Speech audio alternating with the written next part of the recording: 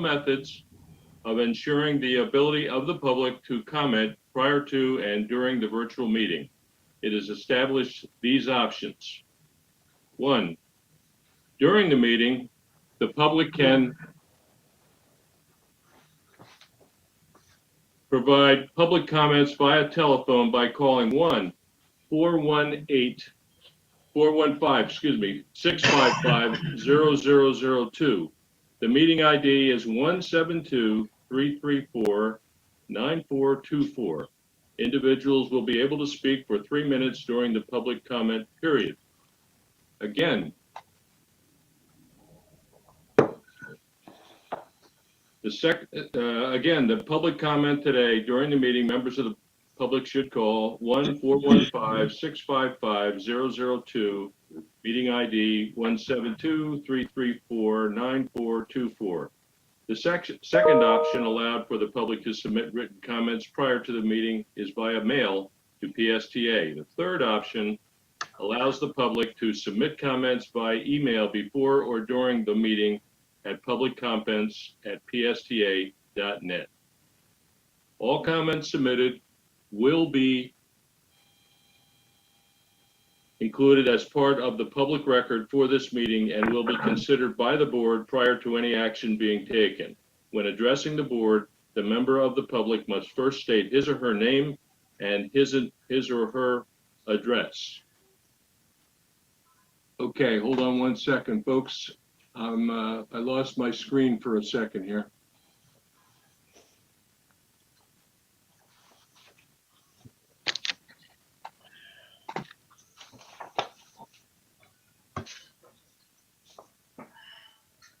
Okay. Now, in order to call to order, I would like to confirm I can see and hear all of you. We will be doing a roll call vote. Vice Chair Pat Gerard. Gerard here. Secretary Treasurer Gina Driscoll. I Okay, don't see her, not here. Yeah, not here yet. Okay. David Albritton. Albritton here. Richard Bennett. Richard Bennett here. Vince Cox. Vince Cox here. Heather Gracie. Not here yet? Oh, Heather, you gotta unmute yourself.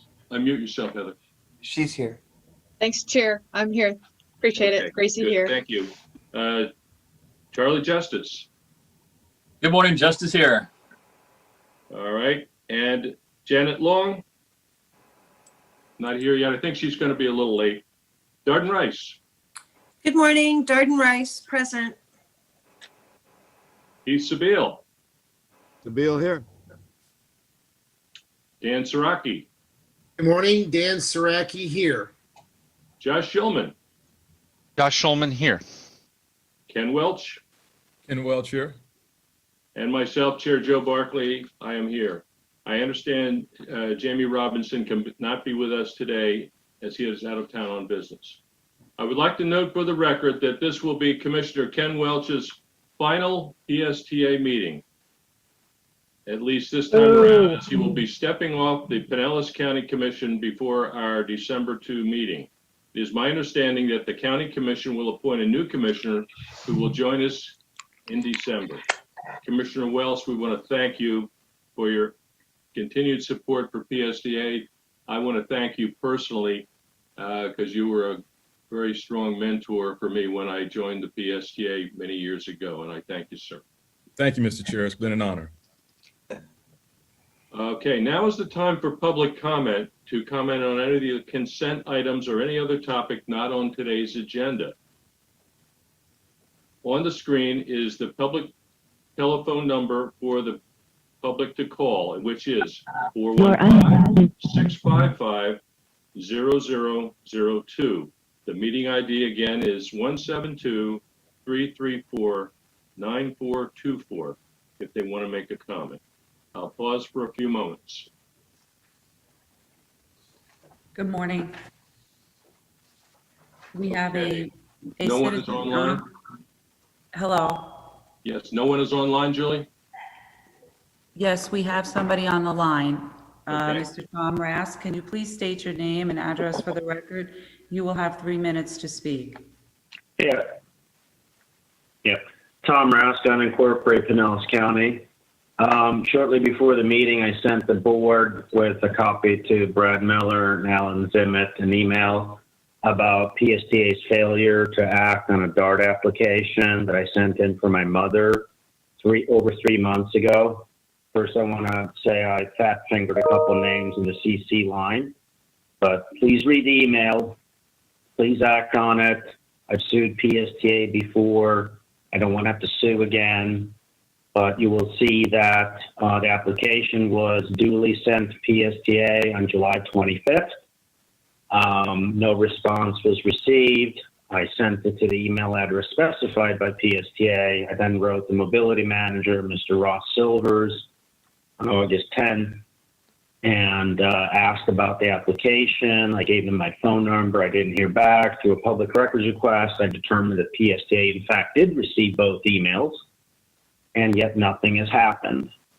And as I state in my email, I don't know whether this is due to some kind of personal animus against myself or those associated with me, or some other grounds, or just the normal incompetence one has come to expect of PSTA. But either way, please provide PSTA, please respond to my mother's application no later than Friday, close of business Friday this week, or we'll have no other option but to seek remedies under the law and in equity. On another topic, I wanted to add my concern that these remote meetings are impacting those who have limited means. For example, I'm having to call in now to a long distance number, so I have to have a phone. I have to agree to terms of service of that cell carrier, and there could be an expense. Now, if you imagine someone who has very little money, perhaps no cell phone, how are they able to exercise their statutory right to comment on any proposition before the board? That's a statutory right in Florida. So I'd like PSTA to think a little bit about, the board, think a little bit about how it could provide that kind of access. So for example, if someone were to call you and say, I'd like to speak at the meeting, but I don't have a phone, then please provide them some access. That doesn't involve any expense for them, because their rights they should be able to and must be able to exercise their rights. I want to underline the word right, without any cost to themselves. That is all. Thank you, sir. Julie, are there any other comments at this time? No, there are no other people meaning to make an audio comment. Clarissa, are there any written public comments to date?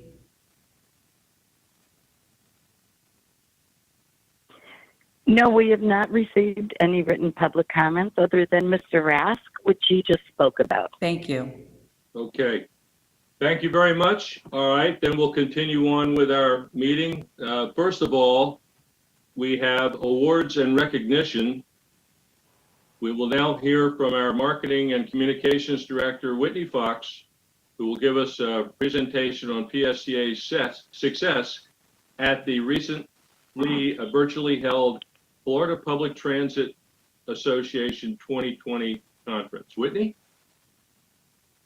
Thank you so much, Chair. Can everyone hear me okay? Great. Thank you, Julie. Like Chair Barkley said, the Florida Public Transportation Association has an annual conference each year where transit associations from around the state come together to discuss current issues, share strategies, receive legislative updates, and award standout work. Now, usually the conference rotates to different areas of Florida, and this year, of course, it was meant to be hosted right here in Pinellas County.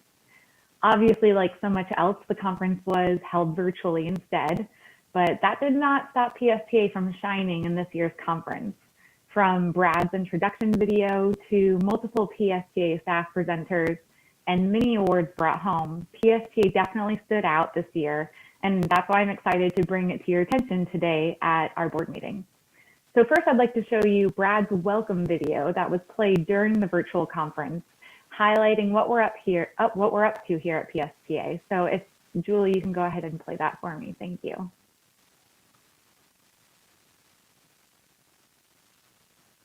There doesn't seem to be audio, Julie.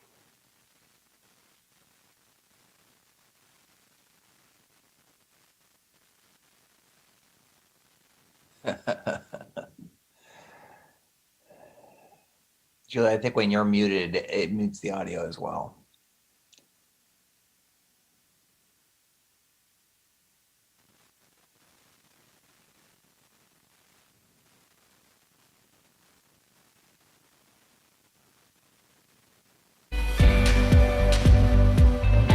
Welcome to the Florida Public Transit Association's 2020 conference in lovely Pinellas County, Florida.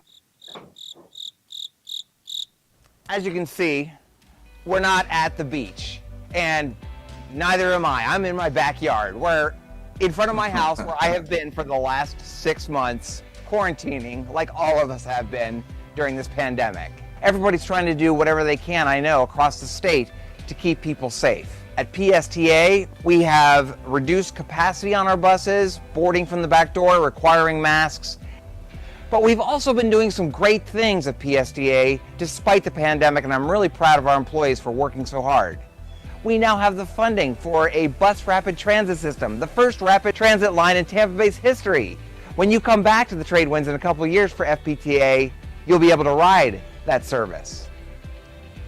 We are dramatically expanding our electric bus fleet at PSTA, and in June, we invested in our charging infrastructure with the first induction charger east of the Mississippi. This November, we're looking to innovation. We have an autonomous vehicle pilot launching in St. Petersburg.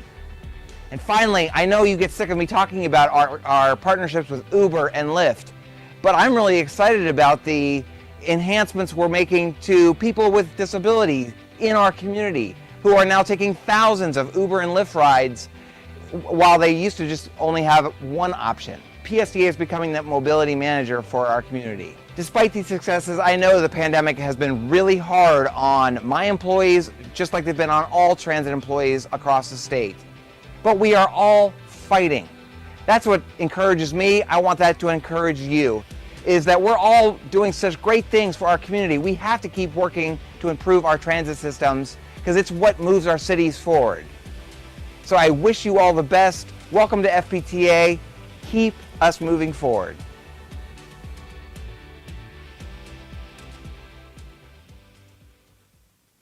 Great work, Brad. Lovely video.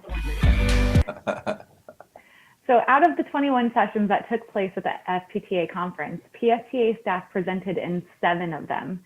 That means that PSTA presented in 1/3 of the sessions at the conference, which is great representation from PSTA. I'm proud to say that my own team members, Alyssa Kostick, Courtney Grigsby, and Stephanie Rank from our communications and marketing department, presented the steps we took as an agency to communicate to staff, our riders, and the media during the beginning of the COVID pandemic. Not to mention, while also their director was out on maternity leave. So they did a great job with their presentation. Our project manager, Nicole Dufa, was part of a panel that demonstrated how PSTA will take away lasting lessons from the pandemic. Although most agencies are, of course, going through difficult times, this panel focused on the silver lining moments. Nicole highlighted through our Essential Workers program how our agency is more adaptable and resilient because of our innovative partnerships and thoughtful approach to using data in order to focus on meeting our customers' needs while, of course, keeping our passengers and staff safe. Our project planner, Jacob Labuka, was part of a panel presenting on automation technologies and how they can potentially improve safety, cost of travel, and convenience on transportation services. He specifically highlighted our partnership with FDOT to bring driverless vehicles to Pinellas County and how PSTA is weighing the long-term possibilities, costs, and benefits of incorporating such technology into our fleet. Next slide, please, Julie. Thank you. Our very own CEO, Brad Miller, was highlighted speaking at a session on recovery funds from COVID and other key federal programs, funding, and decisions coming from Washington, D.C., affecting transit across the country. Operations managers Patrick Murray and Emma DeJesus did a fantastic job on the shared mobility panel that discussed the shift of transit agencies to mobility managers and how rapidly, of course, it has evolved during COVID. They discussed challenges, needs, and the outcomes from PSTA's new paratransit recertification process and how we are customizing service for our passengers in a way that also lowers costs. Our Chief Development Officer, Cassandra Borchers, participated on a panel presenting a study completed by the Florida Department of Transportation about our best practices in coordination with MPOs and transit agencies. Forward, Pinellas, and PSTA were specifically highlighted as the best statewide example of how to develop and maintain a strong foundational relationship. And finally, our Deputy Director of Maintenance, Joe Cheney Jr., was a leader in the Maintenance Consortium meeting, specifically designed to exchange information, review trends, and share innovative methods for achieving a state of good repair for bus systems across the state. Next slide, please, Julie. Great job to all of our staff members who presented at this conference. But not only did we show up in presentations, we also brought home a few awards. Congratulations to our very own Wesley for winning 3rd place and as Bus Technician of the Year. And next slide, please, Julie. As for our, the marketing awards, we are proud to say we brought 4 awards home this year. 1st place in interior exterior signage category for our very first MLK bus wrap. And in the special events category, we also won 1st place again for our World Car Free event in partnership with Car Free St. Pete, held at Green Bench Bridge.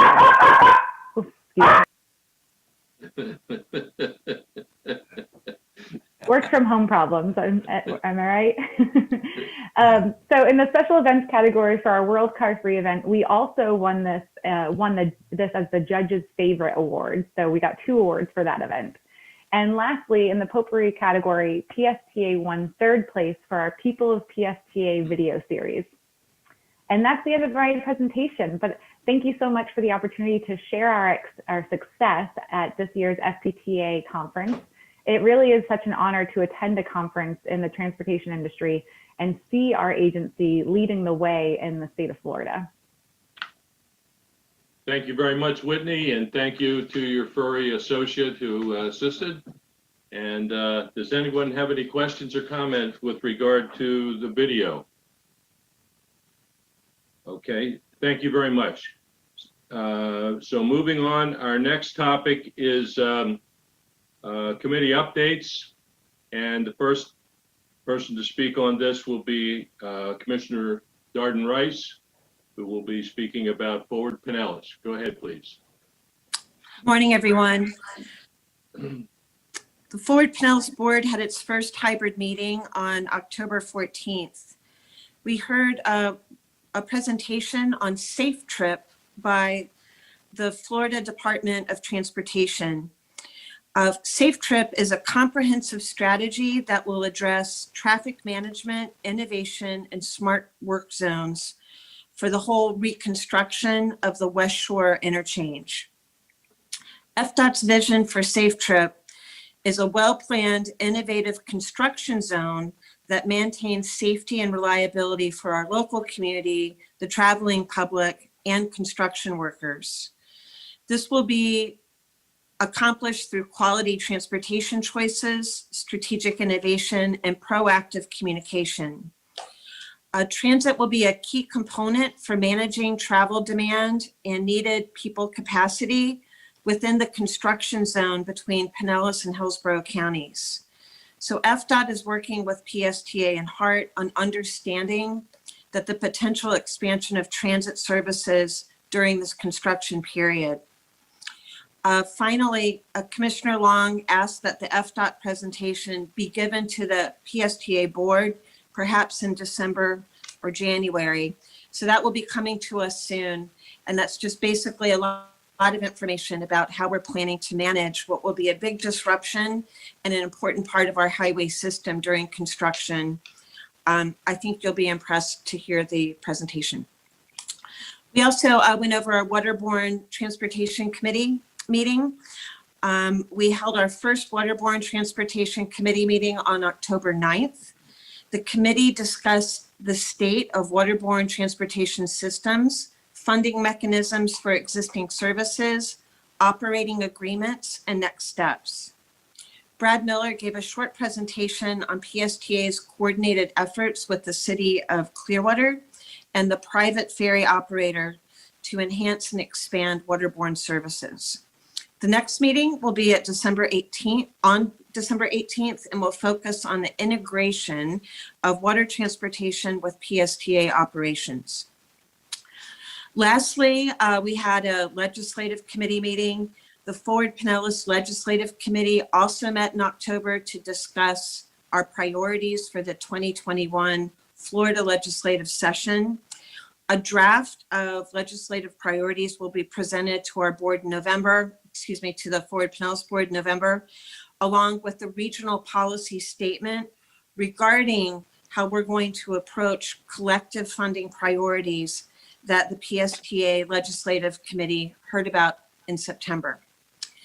And with that, I move to receive and file the Forward Pinellas report.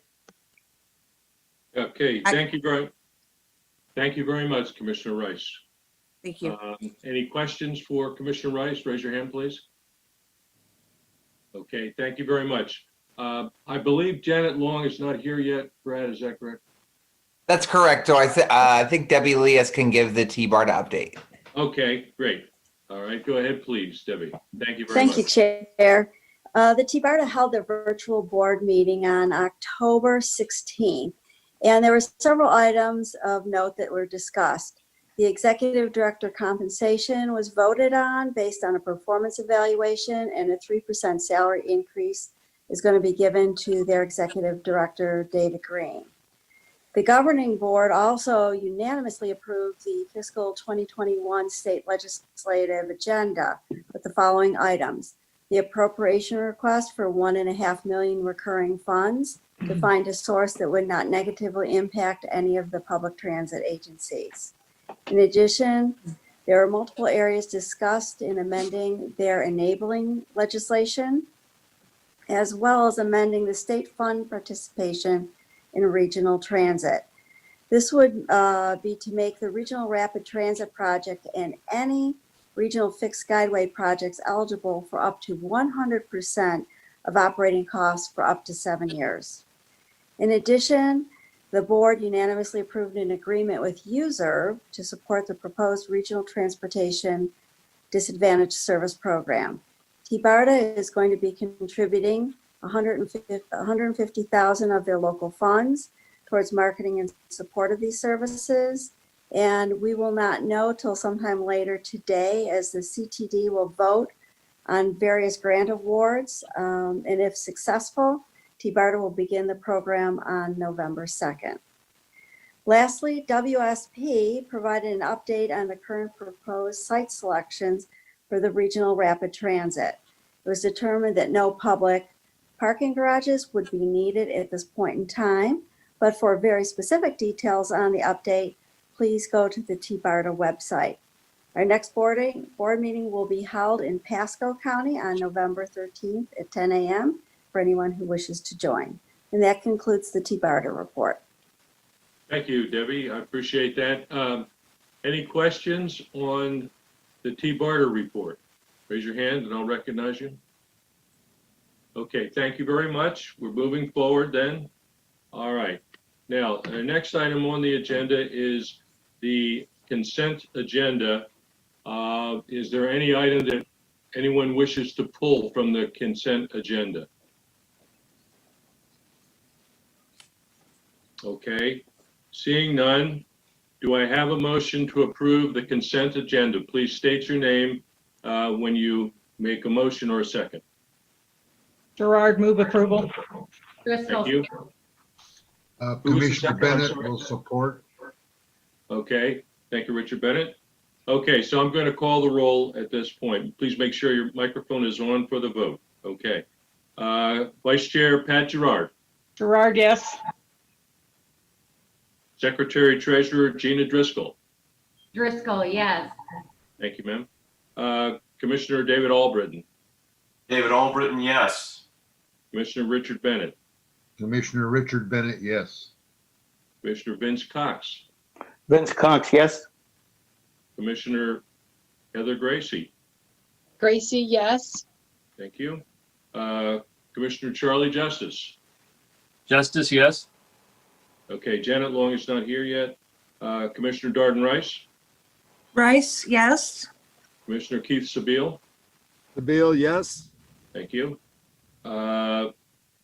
Commissioner Dan Saraki, Dan Saraki, yes. thank you. Commissioner Josh Schulman, Josh Schulman, yes. thank you. Commissioner Ken Welch, Welch, yes. and myself, Joe Barkley, Chair, votes yes. So we have unanimous approval on all voting members at this point. Thank you very much, everyone.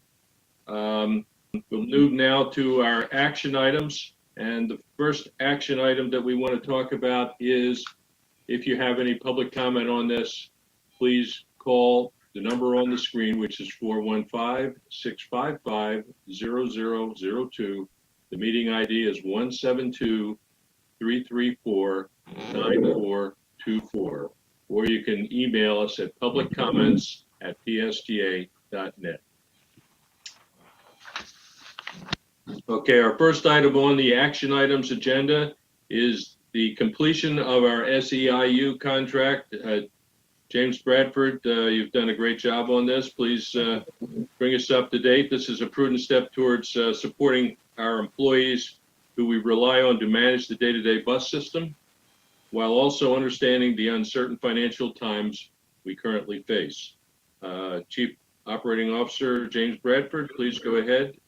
Thank you. Good morning, everyone. Thank you, Chair Barkley. I appreciate it. Great to virtually see everyone. Again, it may have been a while since I've presented, now presenting virtually.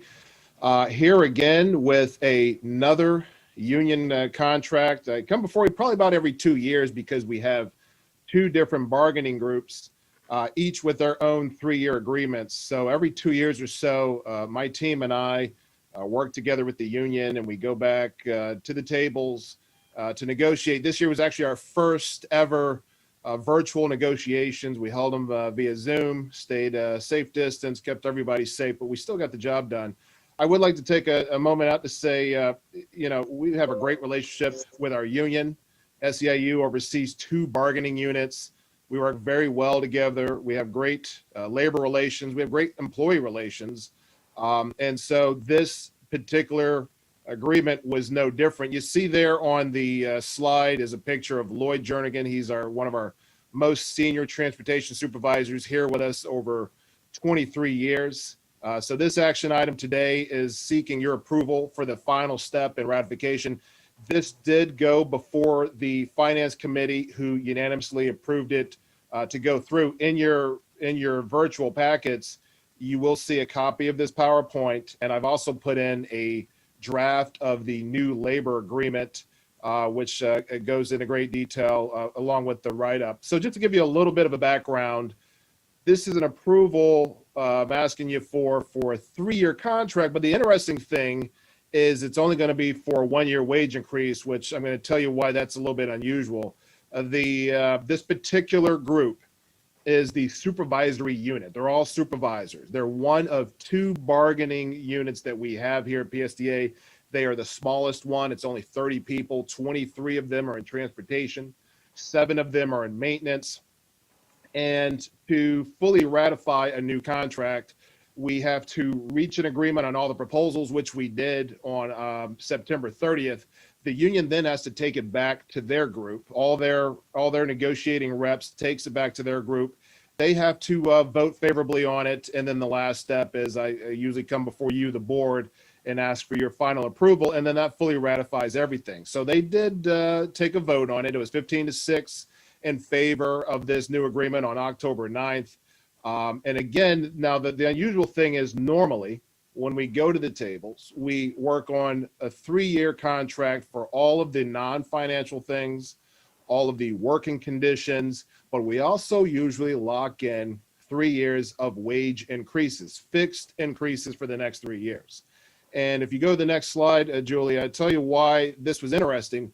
We came to the table, we being PSDA, to the union in interesting times. We're all going through this pandemic, and not unlike a lot of organizations and agencies, PSDA is trying to figure out a way to be financially prudent, fiscally responsible, and strategic in how we plan for the future. So had we locked in 3-year wage increase this year with the supervisors, of course, when I go back to the tables next year for the larger union, which represents 500, nearly 500 of PSA's 630 employees, they would say, well, James, you would need to offer us also a 3-year agreement and lock it in. So we asked SEIU to consider locking in 3 years for the non-financial working conditions language, but only allow us to do a 1-year wage increase. And we would put wage reopener language in there. They agreed. They understand that we didn't charge fares this year. Very interesting year, challenging the entire world and trying to figure out how to move forward. So what that allowed us to do was lock in the 1 year. We'll come back to the tables next year, and then we will negotiate for FY22's wages. But I'm also, when I'm at the tables with the bus operators, mechanics, and the customer service reps, the larger union, maybe possibly we do the same. And what that allows Debbie Leas and her group to do each year is to have more flexibility in how we plan so we can stay within our budget, stay within our means. Now, you've noticed the performance-driven portion of that bullet. We also did another thing interesting. And Julie, if you take me to the next slide, I'll run through what that is. If you skip down to where it says maintenance supervisors, you're going to notice we lock them in at a 1-year 2% wage increase. For our transportation supervisors, we lock them in for 1 year at 3%. But now maintenance, we're trying something different. And I give credit to Henry LeCassick, Joe Cheney, and his group for always kind of thinking outside these wage negotiation boxes here. We locked them in on a 2%, but we said, you know what?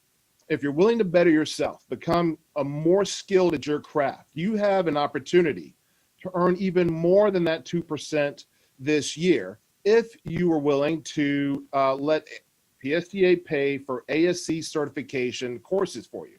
And ASC stands for Automotive Service Excellence.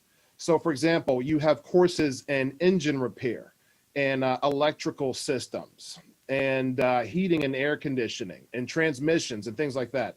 And that is blue ribbon. You are a master of the craft. And each time you get a certificate in one of those areas, and you have to work hard, you have to study, you have to take a test, we're gonna give you an additional 20 cents on your hourly rate. So their contract could be upwards if they work hard enough.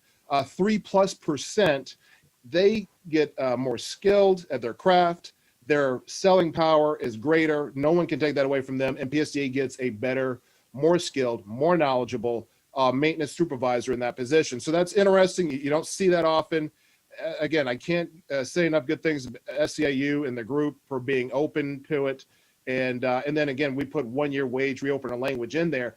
This, the whole thing lasted about 3 months, took us only 7 sessions via Zoom, and we exchanged over 20 proposals. So next 2 slides will show you how we stack up against other agencies in Florida. As you can see for the transportation supervisors, I pulled not all of the other public transportation agencies in Florida, but certainly a few that were Central Florida-ish. You can see PSTA usually is in the middle of the pack. We're keeping up with everyone. The wages are comparable. You'll see this number 2939 represents the top rate effective with this new contract. Hart and PSTA are usually about neck and neck, and we do fairly well. And if you look at this next slide, how we compare with maintenance supervisors, it's the same thing.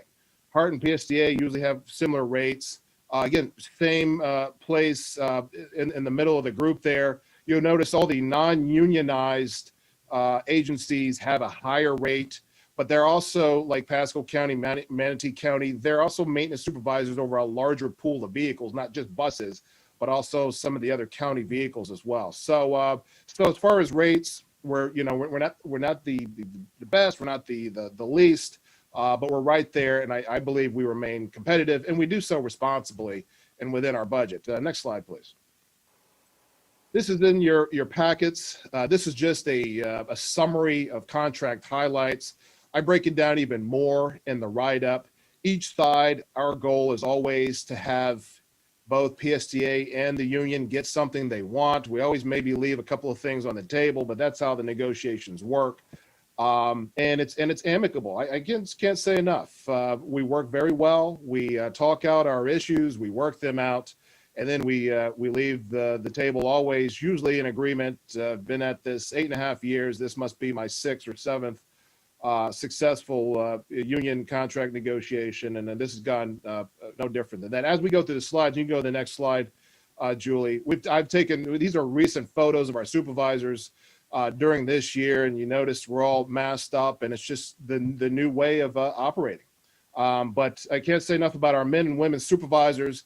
They oversee our day-to-day operations and dispatch on the road, behind the radios, and it's just, they're just a wonderful, great group. And I'm very fortunate to be able to work alongside these great employees. So here's the recap for you, and we'll get you out of here on this topic. This is seeking your approval of a 3-year contract, only though with a 1-year wage increase. We'll go back to the tables next year.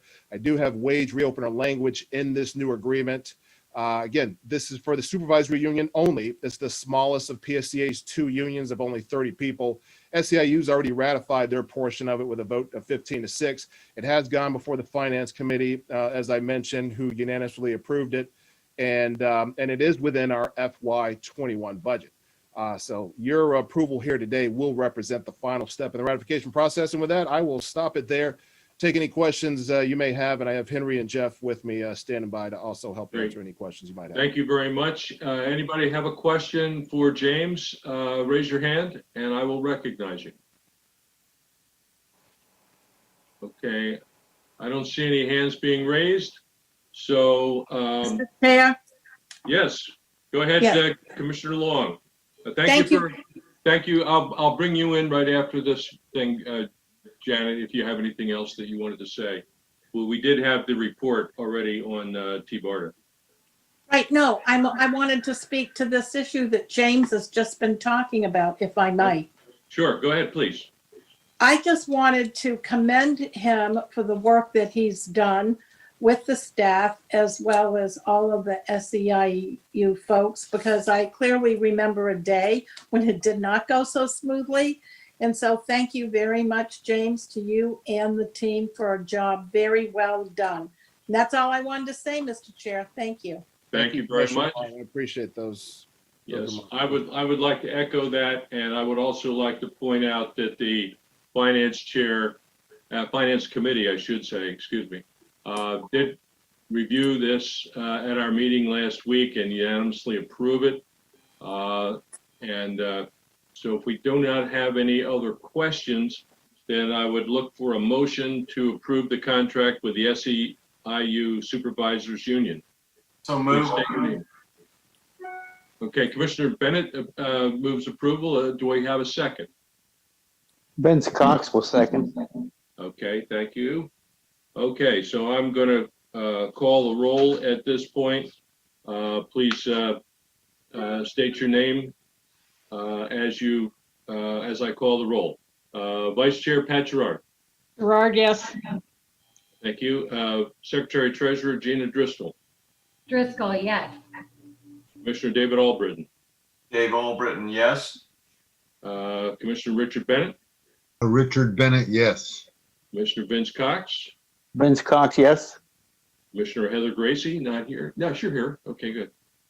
Gracie, yes. Thank you. Commissioner Charlie Justice. Justice, yes. Commissioner Janet Long. Long, yes. Commissioner Darden Rice. Rice, yes. Commissioner Keith Sabile. Beal, yes. Thank you. Commissioner Dan Saraki. Dan Saraki, yes. James, great job. Thank you, sir. Thank you, Commissioner. Commissioner Josh Schulman. Josh Schulman, yes. Commissioner Ken Welch. Welch, yes. And myself, Chair Joe Barkley, votes yes, passes unanimously. Thank you, everyone, very much. Okay, now, again, we have time for public comment. If you would like to make a public comment at this time, again, you can see the information on the screen. Phone in at 415-655-0002. The meeting ID is 172-334-9424. Julie, is there any public comment on this at this time? Yes, I do see we have one person on the line for public comment. Please state your name and address for the record. You will have 3 minutes to speak. Go ahead, please.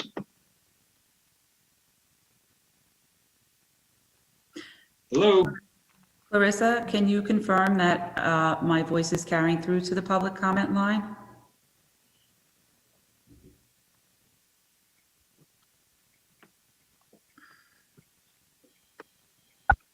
You're unmuted. Okay. Julie, I can confirm that I can hear you. Okay, I see that. I will try one more time then. I see, it looks like Tom is on the line for public comment. Would you like to make a public comment, Tom? Please confirm yes or no.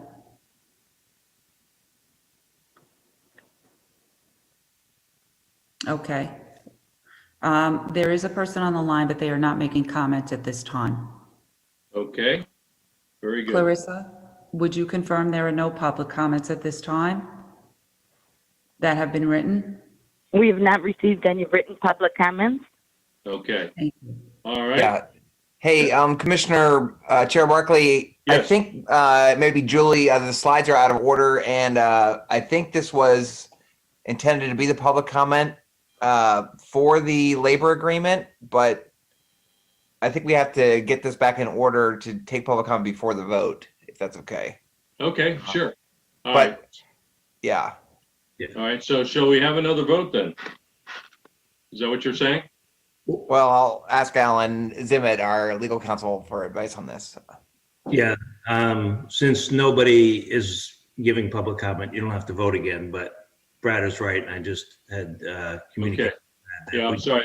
I'm reading off of the script here, Alan, and so that's why that happened. Okay. All right. So then it's okay to move ahead to the next item. Yeah, Yes. since there's no public comment, we can move ahead to the next item. Okay. Great. Can we give me a moment? Let me Yes. regroup. Thank you. Yeah, Julie, I think you have the next couple slides on the legislative agendas, unless you need me to show them. Thank you, Brad. Okay.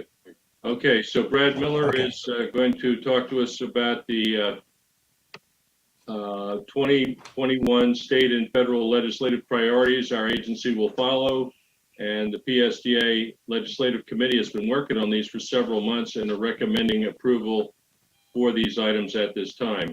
And we also have our government affairs professionals from Washington, D.C. and Tallahassee with us today. So Brad, go ahead and make your report and then introduce our professionals from D.C. and Tallahassee. Okay, good morning, everybody. First, I would like to thank the PSDA Legislative Committee, chaired by Commissioner Long, and many of you who are on there for working the last couple of months on developing these legislative agendas. As the Chair Barkley said, I believe we have Harry Glenn and Steve Palmer on the line here from, or representing us in Washington, D.C., and then Ron Pierce with RSA Consultants from Tallahassee representing us. And I'll ask them to chime in a little bit after I quickly summarize the agendas. So the way PSDA's legislative process works, of course, we're very thankful for the partnerships we have at both at the state and federal level. And each year, as many of you who have joined me on trips to Tallahassee or Washington, D.C. know, we first in the fall adopt a legislative agenda for the state and a legislative agenda for the federal government.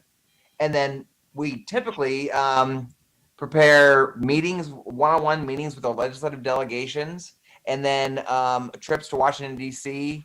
or Tallahassee to talk to legislators about this agenda, these priorities, and this kind of like guides us with hopefully we can advance these items.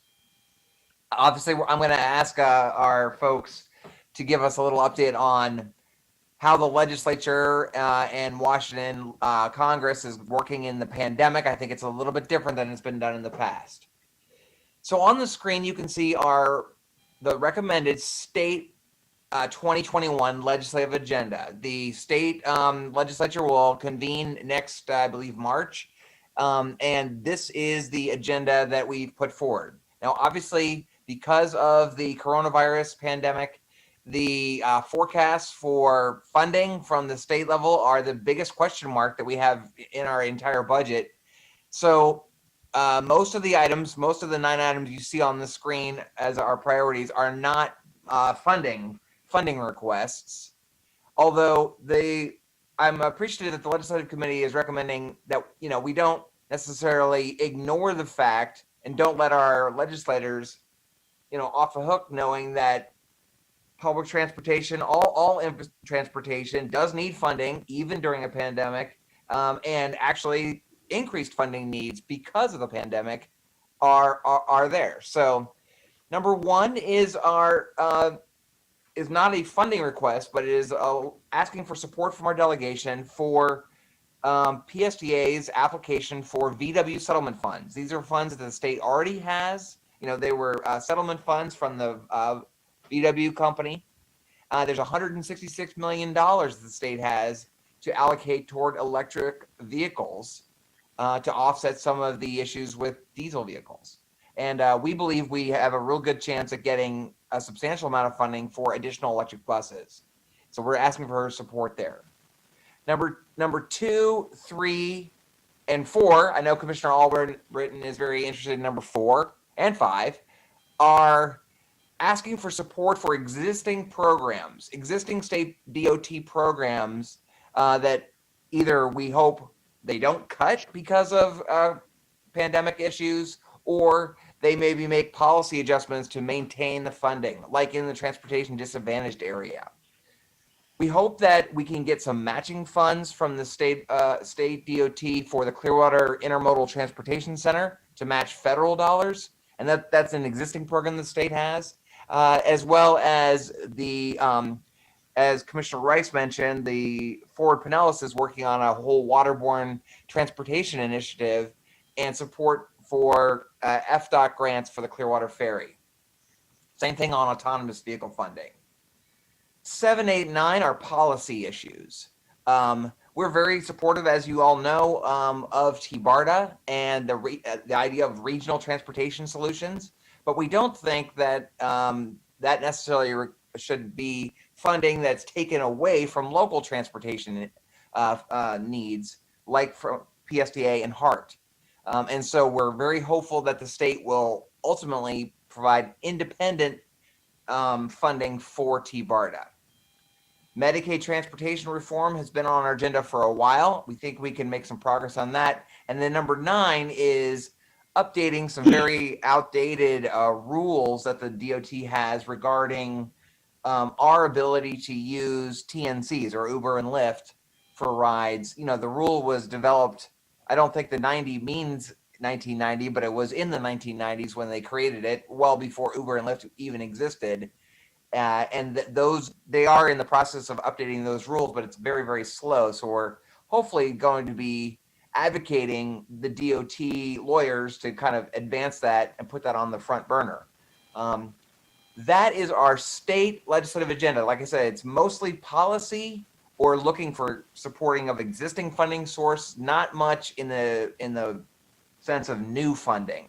Ron Pierce, I would like to ask you if you have any additional comments about our agenda, and then I will answer any questions on the state. Thank you, Brad. Mr. Chairman, members, just really quick, let me highlight a couple of things. Brad did a great job kind of giving a quick overview on transportation disadvantage. This is something that's been on the agenda for a number of years, obviously.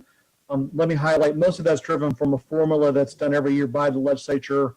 We're hearing once again to maybe tinkering with that formula. But we also want to make sure that the innovation program is still a part of that. We fund our late shift program from some of the innovation funds that flow through that. So we want to make sure that that's kept in place as well. To Brad's point, from a funding standpoint, we're trying to get funds from existing funds and not asking for new funds. And we're already helping on that on number 4, 5, and 6. We're already looking for letters of support from our delegations or delegations aware we're going after some grant opportunities, and they're being very helpful there. Let me reiterate what Brad mentioned on TBARTA, and we've said this a number of times in the legislative committee.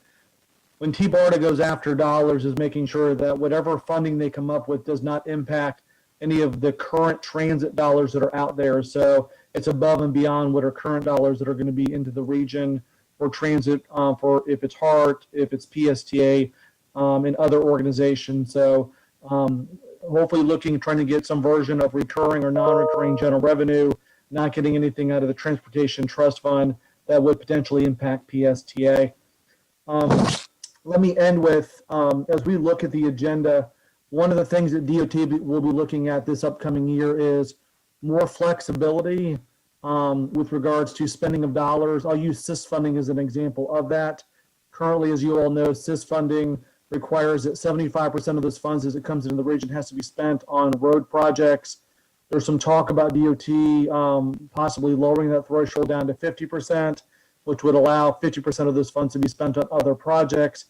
That would be huge for an organization like PSTA potentially, where we don't have a lot of new roads we can build in PST as we're built out. So from CIS funding, if we could use some of those additional dollars for transit-related projects, that would be really good for PSTA. So that's something we're going to monitor, and if we'll be opportunistic to weigh in on that on behalf of PSTA.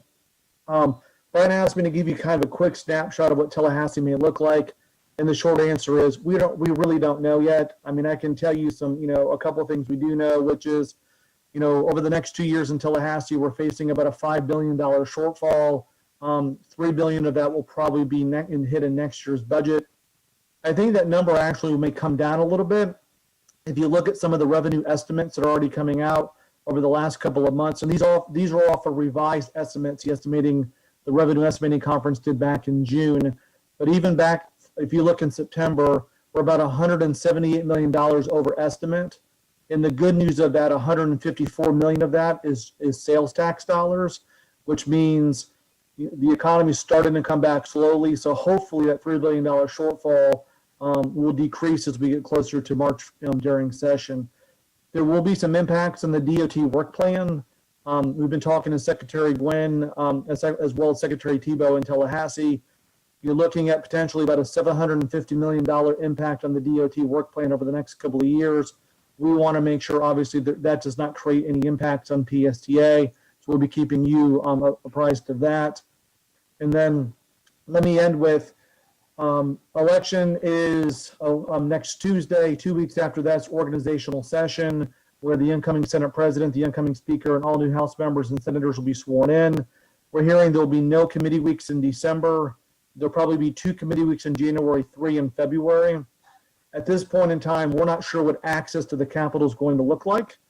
We are hearing that to get in, potentially, there may be some version of a rapid COVID test you're going to have to be able to take to get in to the building. We're also hearing they're going to probably limit access to the building only to people to have meetings, and also try to limit the large groups as well. So that's kind of a moving target. I think we'll know more after the election, but as we start kind of planning Brad and the Legislative Committee's trip to Tallahassee, it may look differently this year. We may not actually be in the Capitol. Some of this be done through Zoom. If you talk about next steps on our agenda, once you all approve it, we'll start meeting with our delegation in November and December, leading into the January committee weeks. Probably some of those meetings will be done by Zoom, but the meetings we can do in person, we'll obviously do that as well. So I'll pause there and be glad to answer any questions or comments the board may have. If you have any comments for Ron, would you raise your hand and I'll call on you? Okay. Yeah, any questions on the state agenda before we move on to the federal agenda? Okay. Okay. All right. Very good. I'd just like to say that item number 5 is an item of particular importance for not only the city of Bel Air Bluffs, where the dock will be for the water taxi, but also I'm going to assume that the folks in Indian Rocks Beach are also very much in favor of that. They are indeed, yes. Yeah, which is, Chair Barkley, maybe a good segue to our federal agenda, because the ferry investments are on the federal agenda as well, if that's okay. Right. And yes, I see Harry and Steve are here as well to answer questions about the federal agenda. Of course, number one, and it's a great picture of most of you who attended our event with Congressman Charlie Crist there in the foreground of our Sunrunner groundbreaking event. And that project is moving along, but we still have it on our list, number 1 on our list for the federal agenda, of course, until we can get that project completed. But we do have all the funding already approved in grants, and we're spending it right now on construction. Number 2 on the federal agenda is if there, and we certainly hope that sometime Congress will approve some level of coronavirus stimulus package into the future. I don't know when that might happen, but if it does happen, there are several proposals floating around Washington to include additional funding for public transportation support during the coronavirus time period. Electric buses, the Clearwater Ferry, and the Clearwater Transit Center are all capital items that we will be applying for federal grants. They're competitive opportunities, but we think we have really good projects. We have a very strongly supportive legislative delegation in Washington, D.C. with our congressional support, our senators. We think we can be very competitive in getting additional funding back to Pinellas County on all three of those items. And then last on the list is, as you all know, in Washington, there are two major transportation pieces of legislation. There's the annual appropriations, that's the real money. And then there is the authorization bill, which is every several years, probably with extensions. That is more of a policy document that the Congress uses. And so we've got several items in the reauthorization discussion on counting ridership on connecting TNC uses, which we've been working on for a while. There's an idea about providing additional funding for increased frequency on bus routes, which is very important. That's what generates ridership, is when the bus comes more frequently. You don't have to sit there and wait. And then again, looking for continued long-term funding for electric buses and other infrastructure related to that.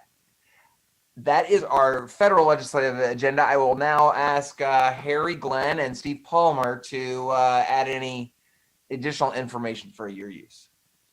Thanks, Brad. It's Harry. And Mr. Chairman, Commissioners, thanks for letting us join you today for your meeting. I think Brad did a great job summarizing what we've talked about with the Legislative Committee on an agenda for 2021. Just to maybe talk about a couple of the items on here, and also at the same time give you an update on what's going on in Washington. As you know, we're 6 days out from an election, so the Senate recessed on Monday after the Supreme Court nomination was complete, and will return on November 9th, and the House recessed a couple weeks ago, and they will return on November 16th. So there's really not much legislatively going on. Item 2 on our agenda here was COVID-19 support. As you all have been reading, I'm sure there were continuing negotiations. In fact, I guess they technically still continue today between the Speaker and the Secretary of the Treasury on a COVID relief bill, the fourth that Congress would pass. It's been back and forth for weeks. Clearly, it's going to be punted until after the election, and then we're just not sure what happens with a COVID bill. It's so much dependent upon who wins on November 3rd, who controls the House, who controls the Senate, and obviously who's the next president. All that will determine whether there's a COVID relief bill in November, December, or whether it will be kicked into the new year. As you know, the House had passed a bill back in May, the HEROES Act, which provided $32 billion for public transit programs. A smaller Senate bill didn't include anything, and it was really unclear. We were hearing that there would be money for transit, and it was included in the bill that was being negotiated between the White House and the Speaker, but having seen no final paperwork, we don't know exactly how much, if anything, was included for transit. So we'll continue to monitor that after the election and see what happens there. Brad also mentioned the appropriations process. The federal fiscal year began on October 1st. Congress didn't complete action on any of their 12 regular appropriations bills. The House passed 10 out of the 12. The Senate didn't move any of them out of their committee. And so a lot of work has to be done in the post-election, what they call lame duck session, November and December, to wrap up that work. The House and Senate agreed on a continuing funding resolution to keep the government open and running through December 11th. So some type of action will have to take place during that period. We don't know whether they will wrap up their regular appropriations work before the holidays, or if they will also punt that into a new Congress and a new administration or continuing administration, whatever happens there. So again, we will continue to monitor that. Those bills, appropriations bills, will have an impact on some of your priorities.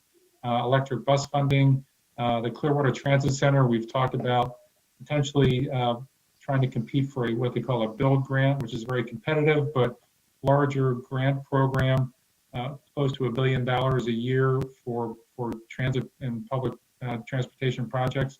And also the Clearwater Ferry is an annually funded source of competitive funding that would be available. So all those programs are funded through the regular appropriations process. We'll continue to take a look at that. One thing I would add on the appropriations process, there's tremendous conversation going forward in the new Congress about possibly bringing back congressionally directed funding, which they're now, I think, renaming, Steve, community-focused programs. PSTA was the beneficiary of some of these programs many years ago. Congress eliminated those programs, direct funding programs, in fiscal year 2010. So for more than 10 years, Congress has not been earmarking funding for various projects, but the new House leadership is talking seriously about bringing that back, and I think the Senate may decide to go along with that. So that would be another funding opportunity for some of our projects. As you know, Congressman Christ, our local congressman, and also Senator Rubio both serve on the House and Senate Appropriations Committees, so that is very helpful to the region and to the state. I'm going to pass over to Steve now to talk a little bit about the current status of the reauthorization and how that plays into some of this agenda. Thank you, Harry, and thank you, members of the board. I'll only quickly add, Harry covered the majority of the issues, but in terms of the Surface Transportation Authorization Bill and infrastructure, we expect that next year will be a big year for infrastructure and transportation, no matter who's president, because it is the one priority that President Trump did not get enacted in his first term. And Vice President Biden has signaled to the Congress, to the Democrats in Congress, he wants to make the transportation and infrastructure a priority, probably if not COVID, then the first bill out that he wants to address in the Congress next year. And there are some good things in this in terms of our federal agenda. The House did pass its version of the reauthorization bill. It was included in a $1.5 trillion infrastructure bill. And, you know, of note, when we talk about electric buses, the current funding is $55 million a year for zero emission buses. That's electric and hydrogen fueled. The House bill proposes to increase $55 million to $350 million a year. So there would be significant opportunities for us to compete for electric bus funding should a bill like this move forward. The current schedule is, you know, a little bit murky in terms of, like so much of what we're talking about, depending on the election, but as I said, we do expect that the House will take up the infrastructure surface transportation bill early next year. Vice President Biden has told the Chairman Peter DeFazio he wants the bill on the floor as early as February. So it's incumbent on all of us not to have our federal priorities, but also any projects that we hope, as Harry was talking about the return of earmarks, any projects we hope to have funded through earmarks should they return. And that's what we're working with the staff on. So with that, Mr. Chairman, I'll turn it back to you and members of the board to answer any questions. Okay, thank you very much.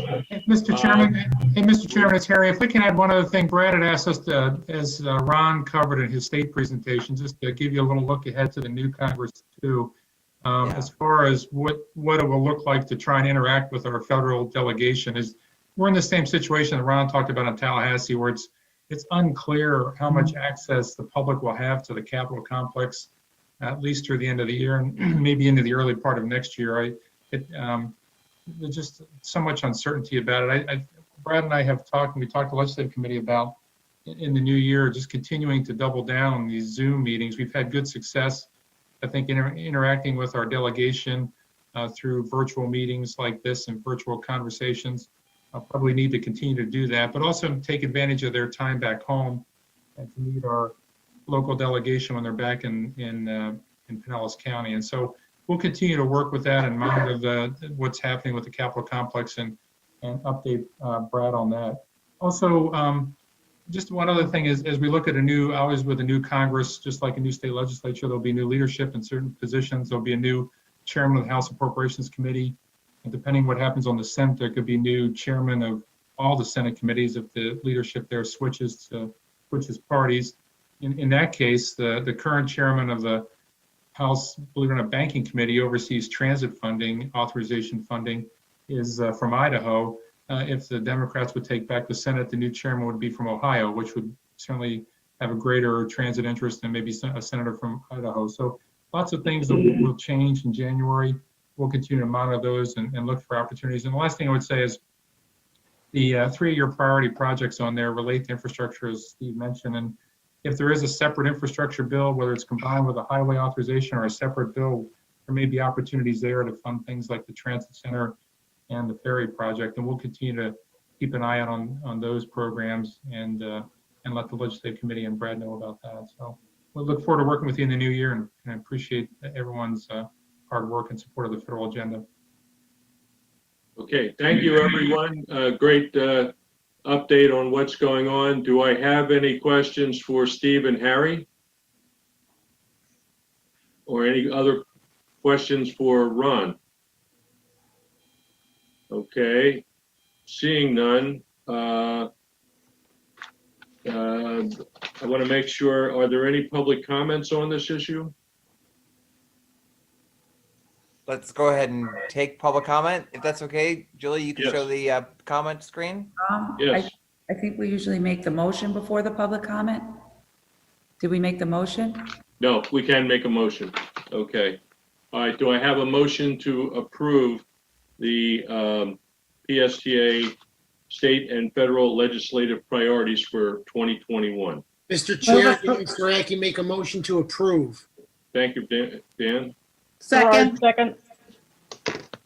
Thank you. Second, it's been approved and, or motion and a second.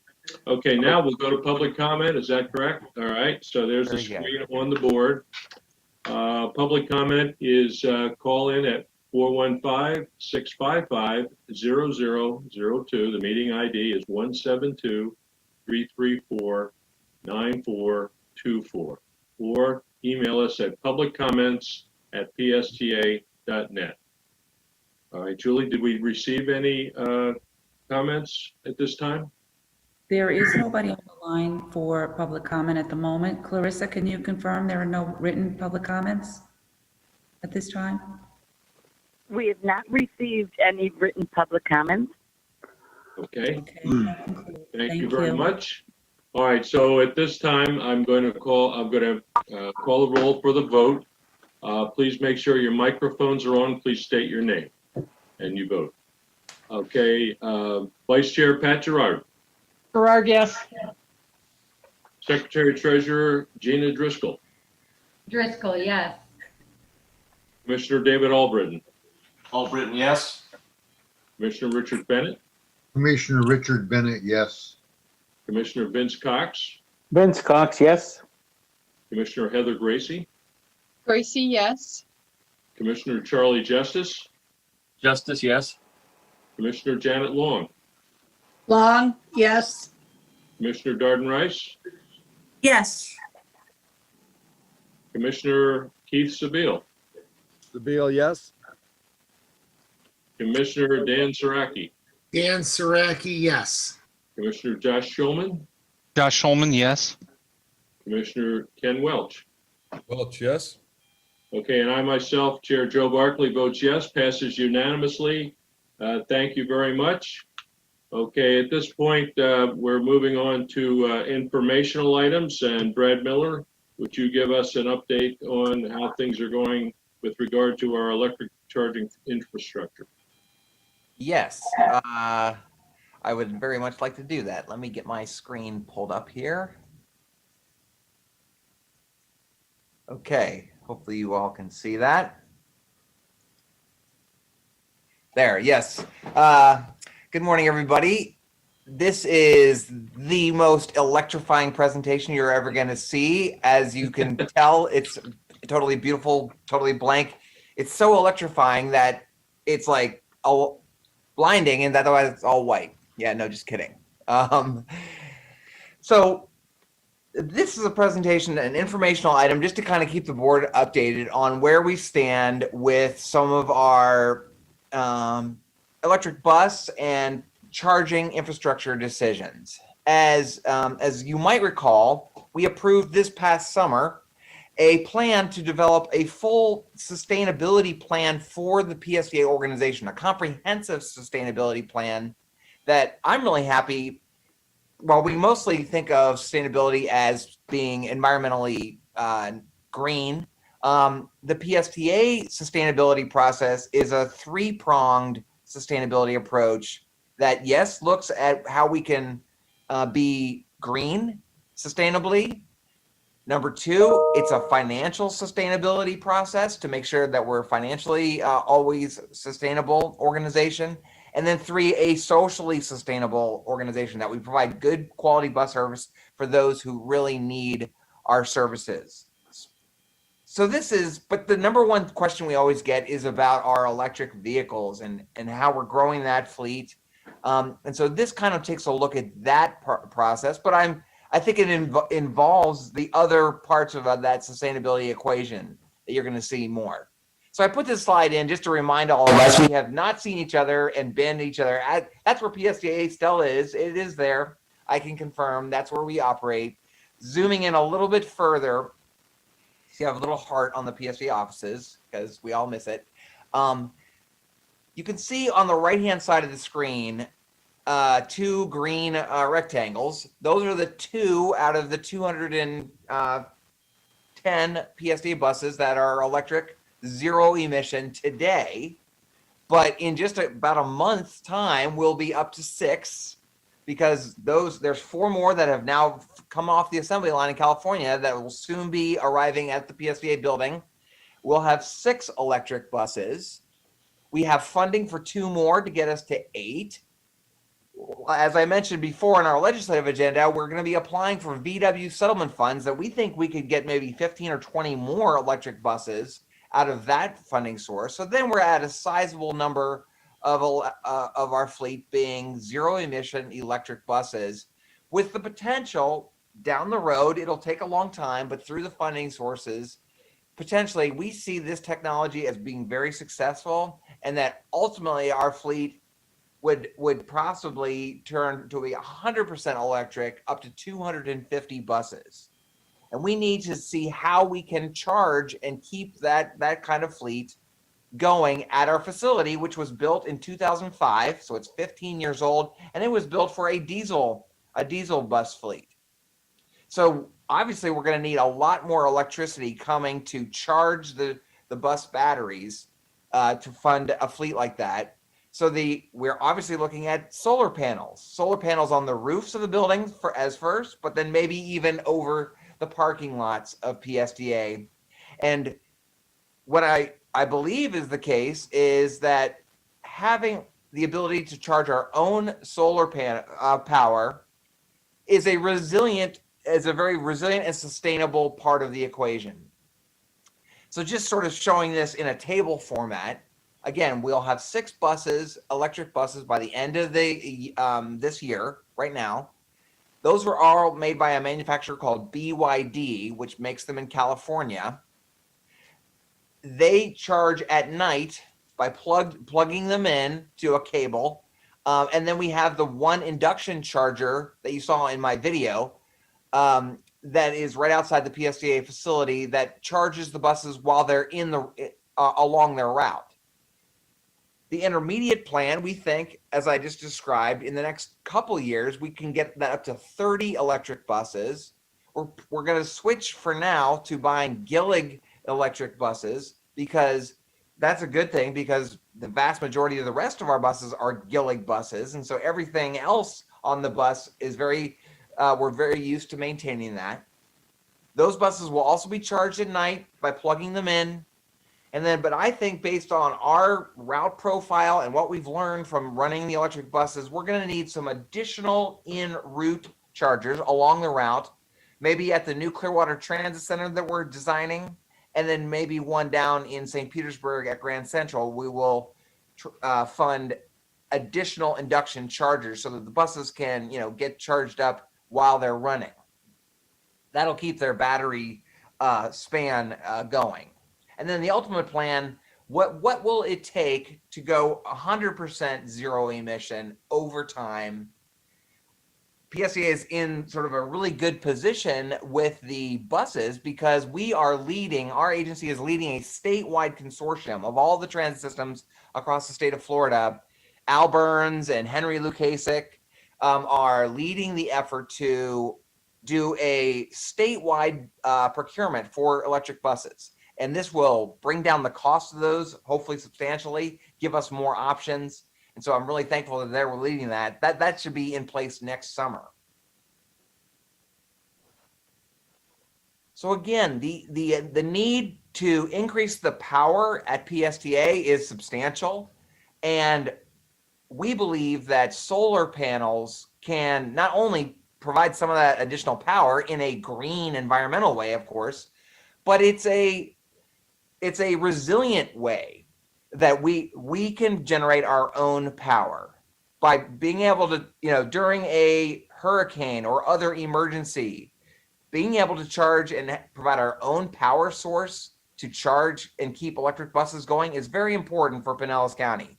PSTA is a critical component to Pinellas County emergency operations for evacuations. And yes, the power does go out sometimes for days after a storm event. So having the ability to charge our buses continually so that we can keep providing the necessary transportation for Pinellas County is a key component. That's an equally important reason to look at solar panels. So this is going to take a lot of partnerships, and I'm really happy. I want to thank our staff.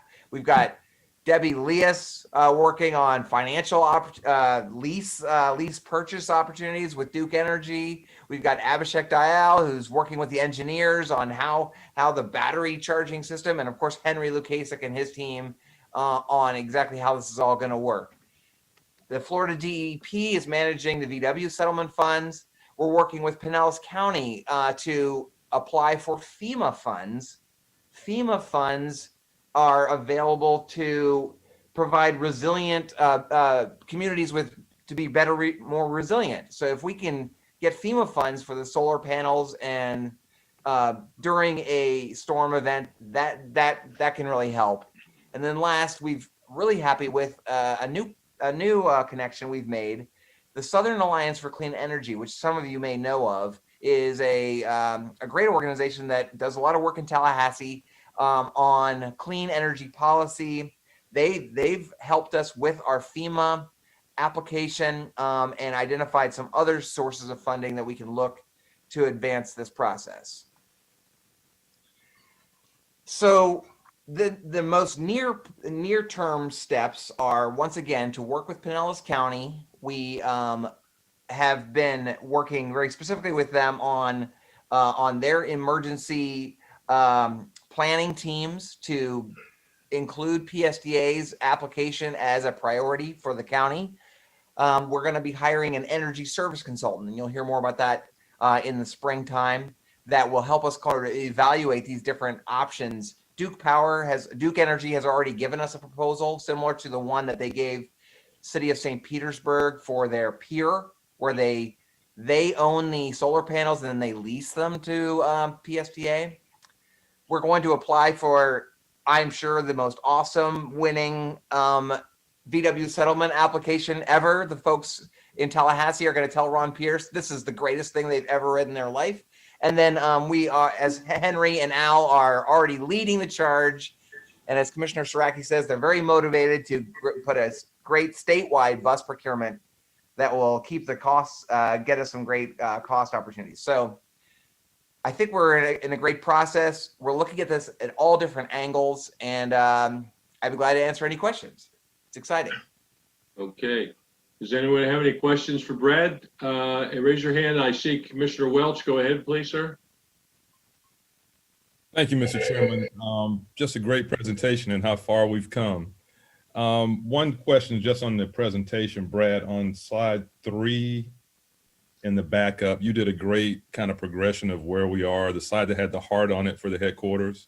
Yeah. And how we moved from 2 electric vehicles to 8 and beyond. That all got compressed into one slide on our PDF. So can you either send us a PDF that breaks that out? Because I really like that progression, or the PowerPoint, either way. Oh, yeah, definitely. Definitely. On the next slide, can you give us some approximate dates? I know this is all ballpark, but I'm just trying to get a sense. The intermediate plan, Are we talking 5 years out, just ballpark? And then for the final plan, what's the strategic goal for that? Yeah, thank you. That's a good question. So the working assumption has been about 5 years for the intermediate plan, exactly as you said. Like we said, we think the VW settlement will be awarded sometime next year. The state had said August, but obviously due to the pandemic, that's been delayed. But so hopefully in early part of next year, we'll have a good sense of that funding and make good headway toward that intermediate plan in the next couple of years. And then the long-term plan is really unknown. You know, like I think Harry and Steve Palmer noted, the transportation authorization bill that the House put forward massively increased the amount of funding for electric vehicles, really kind of foretelling the move to electric vehicles in the future. So I think we'll be very competitive for those kind of applications in the future. It's probably going to be 10 to 15 years or more out. You know, the buses last 10 to 15 years, so it's going to be an iterative process. Okay, great job. Thank you. Thank you. Good questions. Anybody else have questions? Raise your hand, please. I'll recognize you. All right, seeing none, then I just want to mention one item. I don't know how many people saw it on the news yesterday, but because of Postal Service problems, if you have not voted, and I expect everybody on the board will vote either or has already voted, but you must take your vote to the local SOE office to be hand delivered. Do not put that in the mail if you were planning to use a mail vote. Otherwise, please vote on Election Day or early vote. We really need it. This is very important to PSTA as well as to each of us as individuals. So I really encourage everyone who has not voted to do that right away. Thank you very much. Our next meeting is... Hey, Commissioner.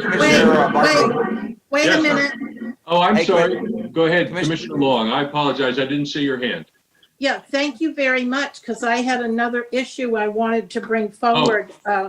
Okay. Just to Good. let everybody on the board know. Brad, I apologize to everyone. I was a few minutes late this morning, so this may have been discussed, but if it did, then I'm fine. But I thought it might be important to share with everyone the really robust conversation we had on that new committee that has been set up under Forward Pinellas on studying and taking advantage of our waterways for waterborne transportation, and how thoughtful everyone was with regard to the work that the Clearwater Ferry has been doing, but also the fact that the folks at Hubbard's have been instrumental in working on the ferry project as well.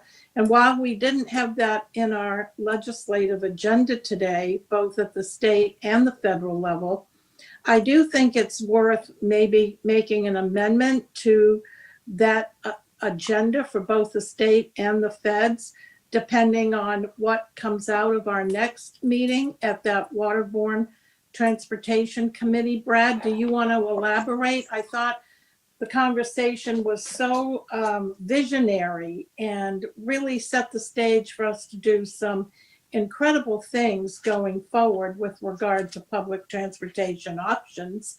And I didn't want to just leave that lying without further discussion here, to perhaps let everyone know and maybe get even bigger buy-in.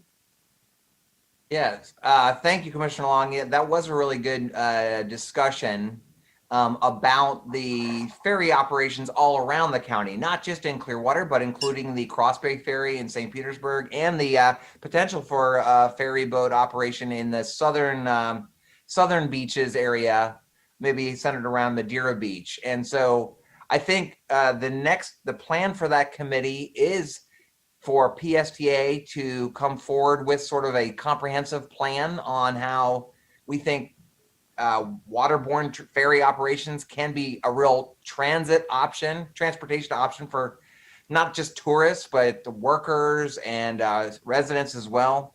And I agree with you. We're going to try to set up a meeting with the Hubbard's Marina folks to kind of get their needs and ideas for the southern kind, like we've done in Clearwater and in St. Petersburg as well. So I think the game plan is that Whit told me was to try to get another meeting of that group in December before the end of the year, where you'll see that sort of plan start to come together. And so we're very much looking forward to that. And it will be certainly part of our advocacy, legislative advocacy. Yeah. Thank you. I just felt so strongly about how excited everyone was that was present. And our very own Mayor Cookie Kennedy was elected as chair of that group. So, she was, how enthusiastic Cookie can be when she really gets interested in something. So that's all I wanted to share about that. And if I may, Mr. Chairman, I wanted to bring up one more thing that came to my attention early this morning. And that was a complaint that we received from Tom Rask. Brad, I'm sure you saw it and have had your staff working on it with regard to an application to DART from his mom. Do you want to respond to that, or can you assure us that it will be responded to? Oh, yes, I can assure it's already being investigated to find out exactly about where that application came from. And I think we've got it now. And it'll be processed right as we speak. Yeah. Great. Terrific. Thank you so much. That's all I had, Mr. Chair. Thank you. Okay. Thank you, Chair very Barkley. much. Hey, Chair Yes. Barkley. If I could, you're talking about the next meeting, and I wanted to just share a couple photos just to let everyone know about the upcoming meetings and how Go ahead, those are going to please. work. Go ahead, please. Okay. Okay. As many of you probably know and have heard, at least what we're being told from Tallahassee is that this will be our last fully virtual meeting that we've had, this meeting here. And so our next meeting, remember, PSA does not have a November meeting because of Thanksgiving. We have a early December board meeting. So the next time I'll see all of you will be on December 2nd, but we do have some committee meetings that meet in November. And so we are planning to, from now on, to have what I'm calling hybrid meetings, partially in person in the PSTA boardroom, and then partially on Zoom.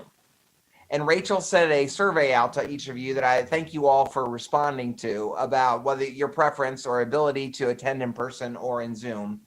The idea would be that we would always meet the requirement of having an in-person quorum, but we would limit the attendance to just a quorum. And then the remaining board members would attend via Zoom. And I want to show you how it's set up. All the meetings would be held in the boardroom on the first floor. And I want to thank Julie Cagliostro and our IT staff for working really hard. You can see this is a picture from the chair's seat. And you can see we took all the chairs of the public out because they will be providing public comment from the lobby. And then kind of like the county or Ford Pinellas has done with their meeting in Largo, position the chairs distanced around the entire perimeter of the room in like a big U shape.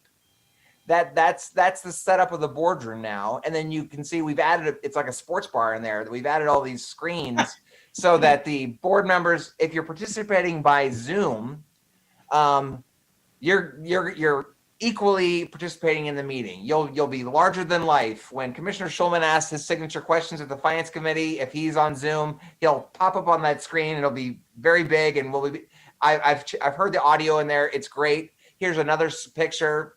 You can kind of see at the on the dais we have 5 seats there, and then it goes down the line there.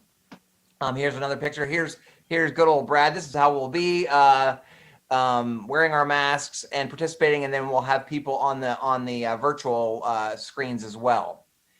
Outside and in the lobby, as I mentioned, like the members of the public will be invited to come and make public comments in person or by phone, like they are doing now. And then this is what they'll see. They'll be able to see the Zoom and the people in the room. There's Julie, and make their comment right there. that's sort of like our virtual podium where they can make their 3 minutes comments. So I know this is draft. This is, please comment if you want to change the slot you're in. But what I've done here is we've got 2 meetings in November, and then we've got that December board meeting, and that's the rest of the whole year covered. We've got the nominating and executive committees back to back on Friday, November 13th, 2:30. And then we've got the finance committee on Wednesday, November 18th. And then we've got the board meeting on December 2nd. So I broke up the all of you great folks based on your survey responses, and for the nominating executive committee, Chair Barkley, Commissioner Gerard, and Commissioner Long are on both those committees. So in order not to have many more people have to drive, put you in person, and then put the other folks you can see there, Darden Rice, Richard Bennett, Gina Driscoll, and Dan Saraki on Zoom. And then similarly for the finance committee. Then if you were in person and you were, most of you, if you came in person to a committee meeting in November, then you're on the Zoom list for December. So kind of just swapping. So you only have to most people only have to come to PSDA one time for the remainder of the year. And so this is sort of the draft list for the December meeting. But this is eight people in person. That is the minimum quorum. I probably will ask for a volunteer from the Zoom list to be a backup to come into the meeting just in case something happens. It's to make sure we have a quorum present. Unfortunately, as Chair Barkley introduced at the beginning of the meeting, Commissioner Welch will be leaving us. So the county will be appointing a new person to take his spot. So I've put that person as a Zoom participant for the December meeting. We'll see who that might be. So this is the plan. It will be, I think, a very safe and effective way to run our meetings right now. Thank you to the IT staff for it's quite a job working on all the audio and the video and all this. But I think you'll be able to make lots of comments or participate very effectively, whether you're on Zoom or in the meeting. If you have any questions or concerns about what coming or not coming, please let me know, and we'll try to work it out just to make sure we have the quorum in place. So Chair, I just wanted to just share that with all of you, so you all have a feeling for what's going to happen in the next couple of weeks. Okay, thank you very much. Yes, Commissioner, Mr. Zimmett, go ahead, please. Brad, when we were looking at the list, it looked like there were more members attending the nominating committee by Zoom than would be physically present. And we won't have a physical quorum present for the nominating committee meeting? No. Actually, the nominating committee is Joe Barkley, Pat Gerard, Janet Long, Darden Rice, and Richard Bennett. It is just those 5.